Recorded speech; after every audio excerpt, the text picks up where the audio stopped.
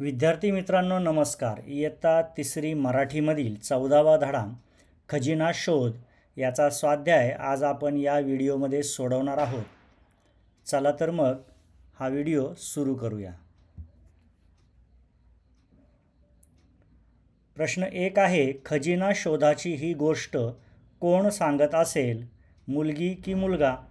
ते तुम्हाला कशावरून कळले? आता ही जी गोष्ट आहे ही मुलगी सांगत आहे की मुलगा ते आपल्याला शोधायचं आहे आणि आपल्याला पाठ वाचून कशावरून हे लक्षात आलं तेही लिहायचं आहे. उत्तर पाहूया. खजिना शोधाची ही गोष्ट मुलीने सांगितली आहे हे पुढील वाक्यावरून कळते. बोरवाली आजी मला म्हणाली, अगं ए, शाळा सोडून कुठे चाललंय टोळकं? अगं अशी हाक मुलीला मारतात.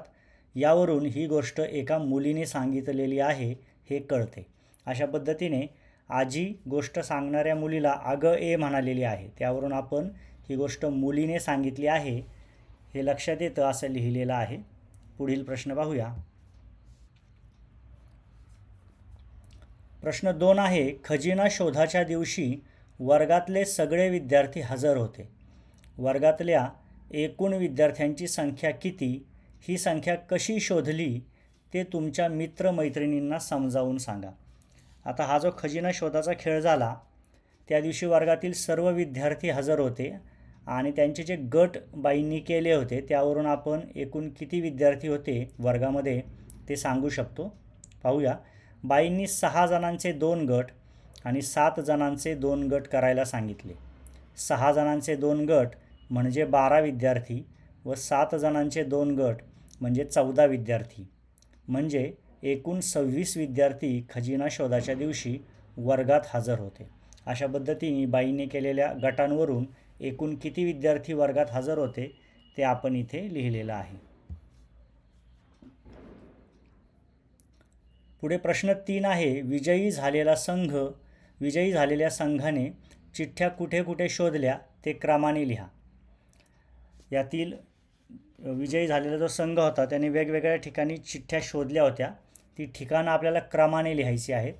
त्यातील पहिलं ठिकाण आहे संडासाच्या जवळ, दुसरं ठिकाण आहे शाळेमागच्या वडाच्या झाडाच्या ढोलीत, तिसरं ठिकाण खिचडीच्या खोलीतील तांदळाच्या पोत्यात, चौथं ठिकाण काळूमामाच्या आंब्याकडे आणि 5वं ठिकाण आहे ओढ्याजवळच्या शेतात. अशा पद्धतीने विजयी झालेला जो संघ होता त्याने चिठ्ठ्या कुठे कुठे शोधल्या ते आपण क्रमाने इथे लिहिलेलं आहे. यानंतर प्रश्न 4 आहे, खजिन्याच्या खाऊच्या डब्यात काय असेल असे तुम्हाला वाटते? त्यामध्ये काय असलेले तुम्हाला आवडेल? आता हा काल्पनिक प्रश्न आहे. आपल्याला आपल्या आवडीनुसार इथे उत्तर लिहायचं आहे. पाहूया. खाऊच्या डब्यात बाईंनी भेळ ठेवली असेल असे मला वाटते. खाऊच्या डब्यात पेढे व बर्फी असलेली मला आवडेल कारण हे माझे आवडते पदार्थ आहेत. या ठिकाणी खाऊच्या डब्यात काय असेल हे तुम्ही तुमच्या आवडीनुसार लिहू शकता आणि त्याच्यामध्ये काय असलेले तुम्हाला आवडेल हे सुद्धा तुम्ही तुमच्या आवडीचे पदार्थ लिहून हे उत्तर पूर्ण करू शकता. यानंतर प्रश्न 5वा आहे, खालील परिच्छेद वाचा, त्यातल्या जाड ठशातल्या शब्दांकडे पहा. आपल्याला इथे एक परिच्छेद दिलेला आहे आणि त्याच्यामध्ये काही शब्द हे जाड ठशामध्ये आहेत. बाईंनी मुलांचे गट पाडले. या ठिकाणी गट हा जाड ठशातला शब्द आहे. पुढील वाक्य आहे, प्रत्येकजण स्वतःला कुठल्या तरी संघातला खेळाडू मानत होता. यामध्ये संघातला हा शब्द जाड ठशांमध्ये आहे. मुलांच्या गटाला बोरवाली आजी टोळकं म्हणाली. इथे टोळकं हा शब्द जाड ठशात आलेला आहे. तर चिंगीचे आजोबा झुंड म्हणाले. झुंड हा शब्द जाड ठशात आहे. केंद्रप्रमुख बालचमू म्हणाले. इथे बालचमू शब्द आलेला आहे जाड ठशात. आणि तर सरपंचबाई टोळी म्हणाल्या. पुन्हा इथे टोळी हा शब्द जाड ठशात दिलेला आहे. एकापेक्षा जास्त संख्येने मुले असतील तेव्हा गट, संघ, टोळके, चमू, टोळी, घोळका, पलटण असे अनेक शब्द वापरले जातात. अशा शब्दांना समुच्चयदर्शक शब्द किंवा समूहदर्शक शब्द म्हणतात. आता पुढील वाक्य वाचा व समूहदर्शक शब्द गाळलेल्या जागी भरा. आता ह्या उतार्यावरून आपल्या लक्षात येईल की एकापेक्षा जास्त संख्येने मुलं आहेत तर त्या ठिकाणी गट, संघ, टोळकं, झुंड, बालचमू, टोळी असे शब्द त्यासाठी त्या गटासाठी वापरलेले आहेत. असे प्रत्येक गोष्टीचे जे गट असतात त्यासाठी वेगवेगळे शब्द वापरले जातात. त्यांना समुच्चयदर्शक शब्द किंवा समूहदर्शक शब्द म्हणतात. या संदर्भात पुढे आपल्याला एक उदाहरण आणि 2 गाळलेल्या जागा भरून वाक्य पूर्ण करायची आहेत, ती पाहूया. आपल्याला पुस्तकामध्ये उदाहरण दिलं आहे, अनेक पक्षी उडत आहेत म्हणजे पक्ष्यांचा थवा चाललाय. इथे थवा हा शब्द पक्ष्यांसाठी समूहदर्शक शब्द आहेत. अनेक पक्षी एकत्र उडत असतात तेव्हा त्या गटाला आपण थवा असे म्हणतो. आता आपल्याला 2 वाक्ये दिली आहेत, त्या ठिकाणी समूहदर्शक शब्द भरून आपल्याला वाक्य पूर्ण करायचं आहे. त्यातील पहिलं वाक्य आहे, अनिताला एकत्र बांधलेली फुले भेट मिळाली म्हणजे तिला फुलांचा गुच्छ मिळालाय. या ठिकाणी एकत्र फुलं बांधलेली असतात तर त्या फुलाच्या गटाला गुच्छ असं म्हणतात. दुसरं वाक्य आहे, मुख्याध्यापक बाईंच्या पर्समध्ये अनेक चाव्या एकत्र बांधलेल्या असतात म्हणजे त्यांच्या पर्समध्ये चाव्यांचा जुडगा असतो. या ठिकाणी चाव्या एकत्र असतात तेव्हा त्याला जुडगा असं म्हणतात. या दोन्ही वाक्यांमध्ये समूहदर्शक शब्द भरून आपण वाक्य पूर्ण केलेली आहेत.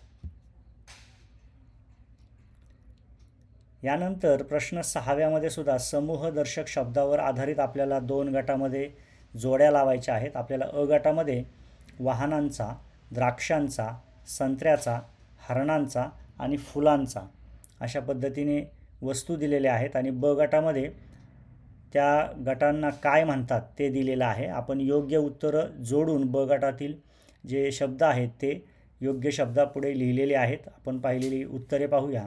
वाहनांचा ताफा असतो, हा गटामध्ये पर्याय होता, तो आपण वाहनांचा समोर लिहिलेला आहे. द्राक्षांचा घोस असतो, जेव्हा द्राक्षे एकत्र गटात असतात तेव्हा त्याला आपण द्राक्षांचा घोस असं म्हणतो. यानंतर संत्र्यांचा ढीग असतो, अनेक संत्री अशी एका ठिकाणी रचून ठेवलेली असतात त्याला आपण संत्र्यांचा ढीग म्हणतो. हरणांचा कळप असतो, जेव्हा हरणे एकत्र गटाने फिरत असतात तेव्हा त्याला आपण हरणांचा कळप म्हणतो. फुलांचा झुबका, झाडावर एकाच ठिकाणी अनेक फुले आलेली असतात त्याला आपण झाडांचा झुबका, फुलांचा झुबका असं म्हणतो. तर या ठिकाणी प्रत्येक शब्दाच्या गटाला काय म्हणतात त्याची योग्य उत्तर आपण त्या त्या शब्दासमोर लिहून हा तक्ता पूर्ण केलेला आहे आणि जोड्या जुळवलेल्या आहेत. पुढील प्रश्न पाहूया. पुढे प्रश्न 7वा आहे, वाचा, समजून घ्या व लिहा. या ठिकाणी आपल्याला वेगवेगळ्या वस्तूंच्या जे गट असतात त्यांना समूहदर्शक शब्द कोणते वापरले जातात हे दिलेलं आहे. त्याचं वाचन करायचं आहे, समजून घ्यायचं आहे आणि वहीमध्ये लिहून काढायचं आहे. पहिला आहे चपात्यांची किंवा भाकऱ्यांची चवड. अनेक चपात्या किंवा भाकरी एकावर एक ठेवलेल्या असतील तर त्याला चवड असं म्हणतात. पुस्तकांचा अथवा वर्तमानपत्रांचा गठ्ठा, पुस्तके किंवा वर्तमानपत्रे एकावर एक रचून ठेवलेली असतील तर त्यांना आपण गठ्ठा असं म्हणतो. धान्यांच्या पोत्यांची थप्पी, जेव्हा धान्यांची पोते एकावर एक ठेवलेली असतात, एक गट असतो त्यांचा, तेव्हा त्याला आपण धान्यांच्या पोत्यांची थप्पी असे म्हणतो. धान्यांची रास, तेच जर धान्य सुटं करून जर ओतलेलं असेल, एका ठिकाणी त्याचा ढीग केलेला असेल तर त्याला आपण धान्यांची रास असं म्हणतो. यानंतर भाजीची जुडी, भाज्या एकत्र बांधलेल्या असतात आणि त्याला आपण जुडी असं म्हणतो. केळ्यांचा घड, माणसांचा जमाव. अशा पद्धतीने वेगवेगळ्या वस्तू किंवा बाबी आणि त्यांचे गट यांना काय म्हटलं जातं हे इथं दिलेलं आहे. ते आपण इथे व्यवस्थितपणे वाचून घेतलेलं आहे. पुढे पाहूया. यानंतर प्रश्न 8वा आहे, रिकाम्या जागी योग्य शब्द भरा. त्यातील आहे, खूप पाहुणे येणार म्हणून आईला भरपूर भाकऱ्या थापाव्या लागल्या. भाकऱ्यांची चवड रस्ता रस्ता आई थकून गेली. या ठिकाणी भाकऱ्यांची चवड, इथे भाकरी या संदर्भामध्ये जो समूहदर्शक शब्द आहे चवड, तो रिकाम्या जागी भरून आपण वाक्य पूर्ण केलेलं आहे. यानंतर वाक्य आहे, भिकूने दिवसभरात 20 पोत्यांची थप्पी गोदामातून ट्रकमध्ये हलवली. या ठिकाणी धान्याची जी पोती आहेत त्या पोत्यांचा जो गट असतो त्याला थप्पी असं म्हणतात. तेव्हा थप्पी हा समूहदर्शक शब्द भरून आपण वाक्य पूर्ण केलेलं आहे. तर इथे आपला या पाठावरील स्वाध्याय पूर्ण होत आहे. स्वाध्यायातील सर्व प्रश्न व त्यांची उत्तरे आपण व्यवस्थितपणे पाहिलेली आहेत. त्यांचा व्यवस्थित अभ्यास करा आणि आपल्या वहीमध्ये सुंदर हस्ताक्षरात या स्वाध्यायाचे लेखन करा. आजचा हा व्हिडिओ या ठिकाणी पूर्ण होत आहे. धन्यवाद.